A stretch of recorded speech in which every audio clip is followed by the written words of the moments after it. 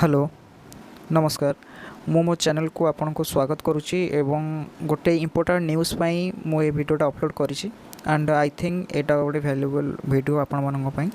जो माने कि एबे कंटिन्यू करूचंती पीजी एवं जो माने से मानकर मास्टर्स करूचंती एंड जो माने also doing there pursuing in graduation से मानक पई एटा गोटे निहाती आवश्यक वीडियोटी कि जो मैंने भविष्य में बीएड करने को चाहते and they are more interested अच्छा कि से आग को बीएड करेंगे टीचर रही एंड जो मैंने पीजी करुँच एंड से इंटरेस्टेड कि से पीजी सहित बीएड भी करने को चाहते एंड बीएड पीजी पर जड़े बीएड कर गोटे लंग प्रोसेस हो जाए कि ना पीजी 2 वर्ष कर देन तापर बीएड कर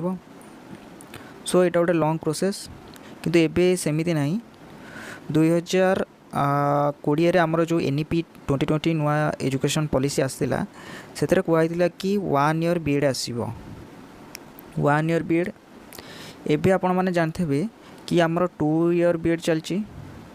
जो माने कि टोटली ग्रेजुएशन पर करूँच ठीक अच्छे एंड आउ कौन ना जो मैंने 4 ईयर बीएड कर जोटा कि आम इंटीग्रेटेड बीएड कहे जो मैंने कि +2 पर 4 ईयर बीएड करें न्यूज़ आम कौन जा ना न्यूज़ रे कहुई जे 4 ईयर बीएडटा एबे लागू हो एंड जो इंस्टीट्यूशन माने 2 ईयर बीएड करूँच सेगुरा बंद कर नोटिस आसी ठीक अच्छे कौन नोटिस आसी ना आमर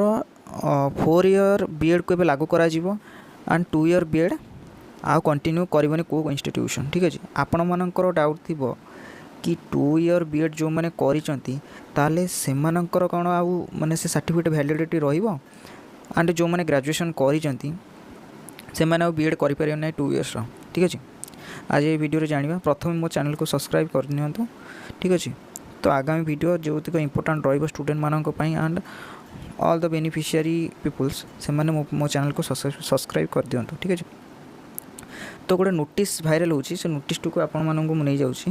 गोटे मिनिट रुहतु एटा ये पब्लिक नोटिसटा देखंतु जोटा कि एनसीटी पब्लिक नोटिस डिक्लेरेशन करी कौन कही ना transition the 4 year integrated programme to integrated teacher education programme जोटा कि आईटीबीपी अंडर है prescribed NCT regulation 2021 dated 26/10/2021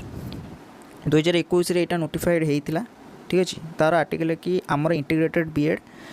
launch हम जो थे कि यहाँ केबे माने गोटे जिनस माने पॉलिसी रे आसूची कि नाई एनईपी आसिला 2020 रे कि सांगे सांगे नुआ एजुकेशन पॉलिसी आसिला समस्त भावे कि ना 21 रे गोटे वर्ष भितर चेंज हो कि 1 ईयर बा 2 ईयर भितर माने से जो प्रोग्राम गुरा लॉन्च ना गवर्नमेंट रो गोटे प्रोसीजर थाए कि गोटे लॉन्च है तो सेटा सांगे सांगे माने लॉन्च हो टाइम लगे माने कौन धर गोटे प्रोग्राम आसिला आमे ताको कहू जे ना सांगे सांगे आज प्रोग्रामटा गवर्नमेंट आसे ना काली हम ना सेमिति न गोटे प्रोसीजर थाए तो आमे एबे कौन वर्तमान जानिया कि ये जो बीएड प्रोग्राम अच्छी 2030 सुधा ठीक अच्छे 2030 सुधा 2 ईयर बीएड ठीक अच्छे 2 year B Ed and 1 year B Ed 1 year B Ed एबे चलो ठीक अच्छे मैंने कौन जो मैंने ग्रेजुएशन कर ग्रेजुएशन पर से मैंने 2 ईयर बीएड करें ठीक अच्छे 2 ईयर बीएड कले एंड जो मैंने पीजी करूँ पीजी कंप्लीट कले से मैंने 1 ईयर बीएड फायदा उठे पारे ठीक अच्छे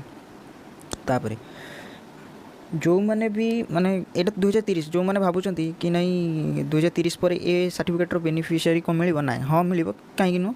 कारण गवर्नमेंट एबे जदि जो प्रोग्राम लॉन्च करुँचा कहीं 2030 पर कहीं फायदा हाँ यहीटा हो 2030 पर आप 4 वर्षर इंटीग्रेटेड बीएड कले देन आप 4 वर्ष बीएड +3 जो ग्रेजुएशन सर्टिफिकेट मिलला एंड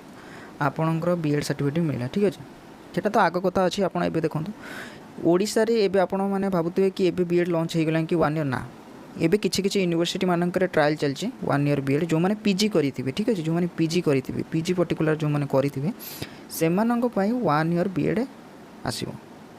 एंड जो माने भाबि नियंतु कि मु ग्रेजुएशन करिछि 3 वर्ष तापर मु करबी ना से मानक पई नुह जो माने भी पीजी करिसंती से माने 1 ईयर बीएड करिवे ठीक अछि एबे एई वर्ष 2024 रे तो नोटिफाई हेछि 2024 रे सिना आसीछि सॉरी 2024 मे भी यही वर्ष आसवा असंभव कहीं लगुनि मस्ट भी 2025 को अनातु 2025 रे मस्ट सब इंस्टीट्यूशन माने 1 ईयर बीएड लॉन्च करदेवे को मानक पई जो मैंने पीजी करूँगी पीजी जो मैंने पीजी सरीगला एंड से मैंने बीएड करने चाहूँगी से पीजी सर्टिफिकेट अनुसार बीएड करेंगे 1 ईयर एंड जो 2 वर्ष कंटिन्यू थिला से 2 वर्ष ही रहिबो ये ठीक अच्छे जो मैंने ग्रेजुएशन पर करूँ 2 वर्ष बीएड ही रहिबो। समस्त को धन्यवाद रोची नमस्कार।